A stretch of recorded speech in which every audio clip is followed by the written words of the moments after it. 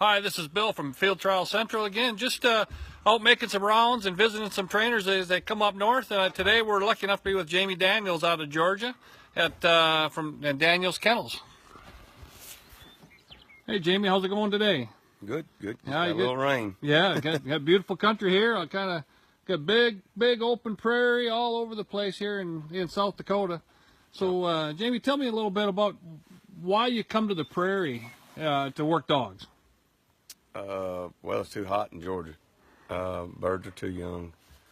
And really there's no better place to bring on a young dog, introduce it to game, learn how to hunt the country. I mean, it's a lot like Georgia minus the trees and the hills, but the dog's got to be hunting every breath. And then to develop that, and you can, it carries on through the rest of their life. Yeah, you bet. Yep. No, it's And you can see them. and you can see them. You can see what they're them messing up. what they're doing. Yeah.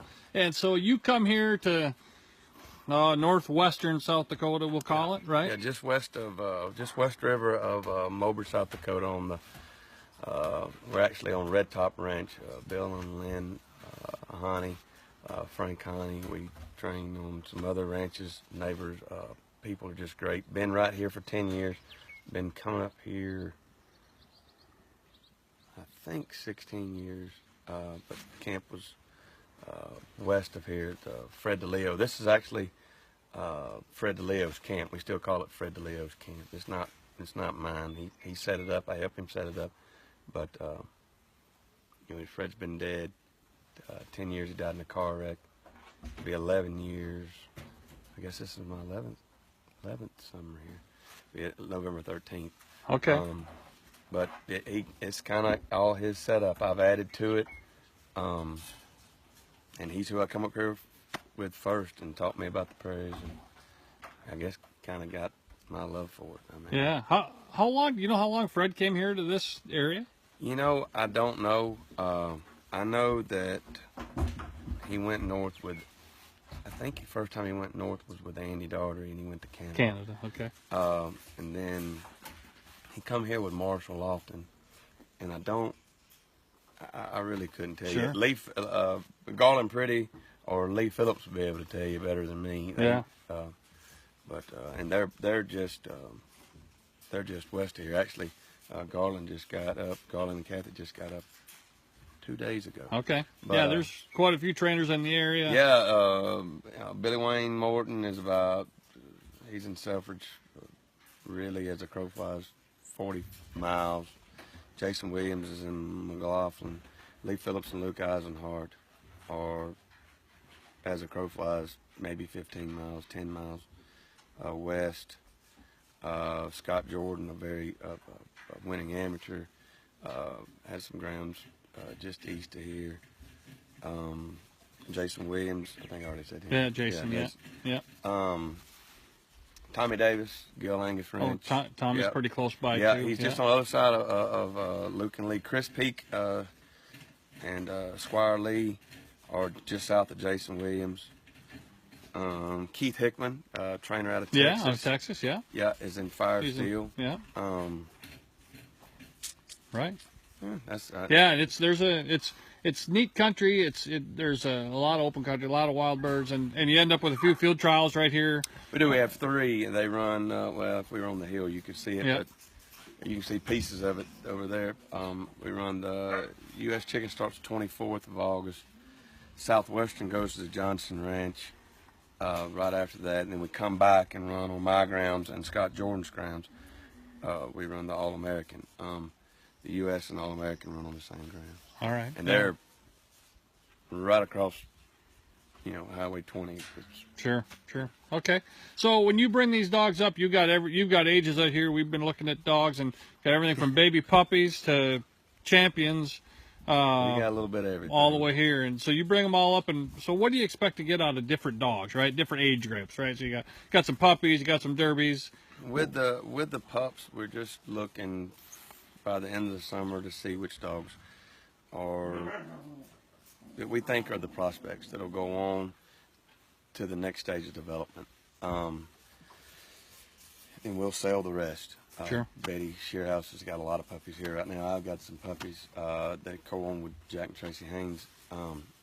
We're just looking for those few, and then we look at the females in a little different view. Are these, do we want to try breeding these or not? And then we go up to the derbies. You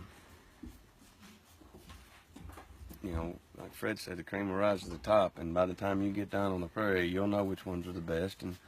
And they don't all make all age dogs, but a lot of them make good shooting dogs, good hunting dogs. And then you just, you know, when I leave here, everything goes home except for the dogs I think that I can win with. And then my personal puppies. Right. You know, it's just a sort of, to me, it's just a sorting process. The prairies is my final cut. Yeah. You know, I had them when they were puppies, and we worked them, you know, last summer. And okay, well, we made a cut, and I've got these. Let's just 4. Then we go to the prairie. We go through the spring puppy program, then we go to the prairie. All right, well, now I'm down to 2. Well, we made it all winter into the next spring, and you know, now we're down to 1 or maybe 2 or maybe 3. I don't, you don't know, but and sometimes nothing, and that's that's part of it. They don't all make it. Right. Yep. You know, we run a. I guess I'm kind of an all-age snob to a certain degree. I like a good one. I don't care if it's a shooting dog or a gun dog, but I think the all-age dogs are just a little something extra, and I think that's what really makes the prairie so special to me, is because down home you can't see them as far, and those dogs that look like they're running a bunch might not be running quite what you thought. And then when you bring them up here, and this separates the men from the boys. You don't hide them very much up here, do No, you? this separates the men from the boys. You'll see that one go in there, that 3/4 of a mile, and you go, wow. And that one that you thought run a bunch goes in there and stops and goes, whoo, where are you at? You know, which is not bad. It's not bad, because but, you know, probably my top 10 wow moments in field trialing all come from the prairie. Watching dogs do stuff that I didn't, you know. Max Memphis May winning the All-American at Kennebec in 100 degrees twice. Oh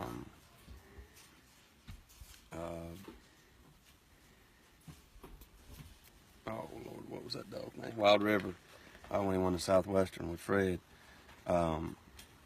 Just Wait winning the All-American 102 30-mile-an-hour wind. You know, had multiple times. Yeah, doing things you didn't even think were things that possible. dogs aren't. That nobody would think possible. Right. You know, Rebel Air got runner-up at the All-American with one fine, just hot, run screaming. I'm like, you know, if he didn't get any water, I hope I can find him. You know, and finishes. Hitman runs right behind him and has 2 or 3, and I go, you know, we got lucky and, you know, got placements on both of them, but, you know, just little stuff. Dazzling. We had a callback, Strut Nation and Dazzling. You know, stuff like that. The prairie separates all that. It's not a. Right. Yeah. Yeah. There's no. Okay, we got a group of dogs that can. You know, we can use first, second, and third. It's okay. Well, there's your champion. There's your runner. That's it. Yeah. You know, it's not close. You know, right. We got maybe 2 or 3 standout performances. Right, and it's not because they're lesser dogs. It's just it's hard to put it all together. It is. And then you got to do it here on the right day. And in these hills, these 3 championships we run, these hills, timing, you know, you can see them when you're up there, and then you're waiting on the judges to get to the same hill, and you're like, well, crap, he's gone. Now we got to go down the hill, and we're not going to be able to see him until we get to the next hill, which is, you know, half a mile till we get to the top, and then, you know, you got 7, 8 minute jump on him. Right. But yeah, I mean, and I don't know. The prairies just have always had a place in my heart. The landowners are like my second family. I mean, they come south and visit, and when I get up here, it's like I never left. And it's my second home. Yeah, that's great. That's great. Yeah, it's great to have the trainers move north, and I know the landowners that I talk to and have all felt the same way. I mean, they really build great relationships, and the landowners are great stewards of the land, and so are the trainers when they get here. So well, we try to do. I mean, everybody that I know that's up here, You know, if Frank Honey or Bill Honey needs help working cows, all he's got to do is let me know he needs help, and and everybody else I know is the same way. And you know, when we ride it through these pastures, we're working where cattle is, and if we see a cow down, you know, when we get back to trailer, we make a phone call, say, hey, you got a cow with foot rot or pink eye, you got pink eye going through this pasture, and you know, these guys are right now they're haying, they don't have time to ride the pasture, so we're out there, and you know, every little bit helps. I mean, these folks are just good down home folks, and they appreciate the honesty, appreciate the work. And with the animals, because they're big animal. I mean, you know, all of them are ranchers. You know, they're just once you get in with them and you do right and you earn their trust, and they're not very hard to become really, really fast friends and lifelong friends. Yep, that's great. Yeah. Go back to trial in just a little bit. So you're a guy that came into field trials pretty much in the open all age circuit, right? Which is not how everybody comes in, right? No, I went to I was working on a plantation, and I never saw American field. I think I was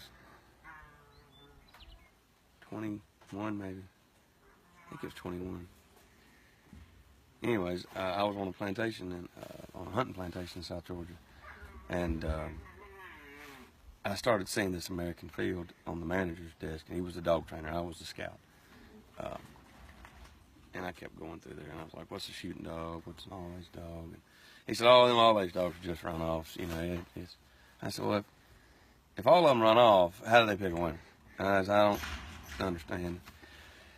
Anyways, we hunted a lot, and I didn't have a chance to go. It had a little old shooting dog trial there, but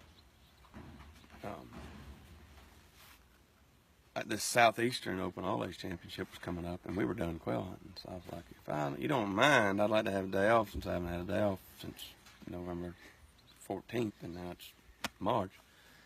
I want to take a couple days and go up there and watch that Southeastern Championship. I didn't know what an all-age dog was. I didn't know.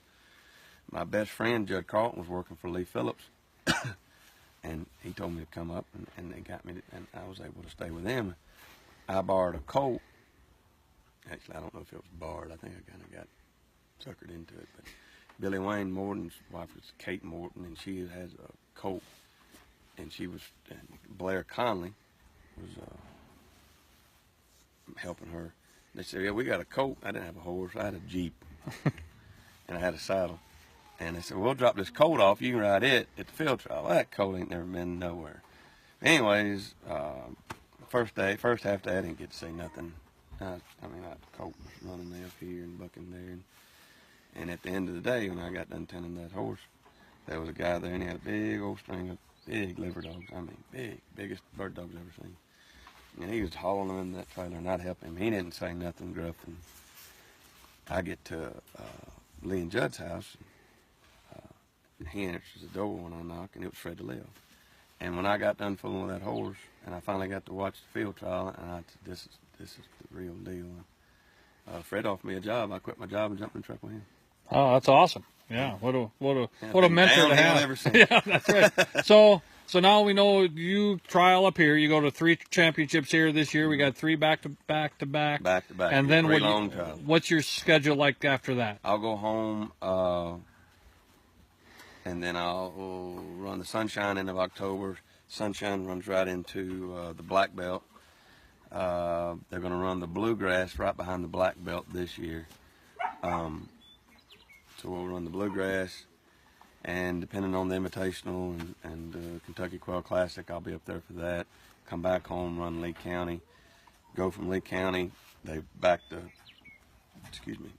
moved the free-for-all to middle of December, right behind Lee County, so we'll run free-for-all. I'll go run free-for-all National Derby, and then I get ready for the Georgia-Florida Continental, and then National, West Tennessee, Carroll County, Southeastern Masters, Dixie,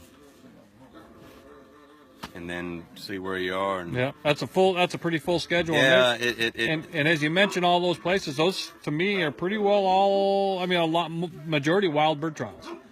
Masters, Master Southeastern Continental Florida are A real good to wild me, bird. yeah, that's yeah. the prairie trials, and those 4 are my ones I want to be. If Really I'm ready not for. prepared for anything else, which I try to be prepared for all of them, but I want to that Florida and that Continental and the Masters and the Southeastern. Those are, Yeah, like I said, in these prairie trials, those are mine. that sounds great. Yeah. I love that. Those are the ones that I'm not going to miss unless Yeah. I just don't, unless something happens to me. Right, right. Well, that sounds great. Well, we'll wind this up, but as the season goes on, I'd kind of like to try to keep in touch with you a little bit, and whether we even just do it on audio form or whatever, but just to kind of see how the season goes along. Yeah, Right? we need as many people getting into this. I'm the youngest. I don't even know how I got to be the youngest. Hey, I was the youngest at one time too. Yeah, So it takes a while, but yeah, we just keep bringing along pups, and then every once in a while a young person gets bit, and they keep coming along, keep coming back. So well, I hope so. It's every new owner I've ever had, once they come up here and they go and they see what these dogs do. As of right now, things could change. You never know. But as of right now, they're bit. yeah, great. So, but thanks for coming by. You bet. Thanks a lot. Yeah. I appreciate it. No problem. Thank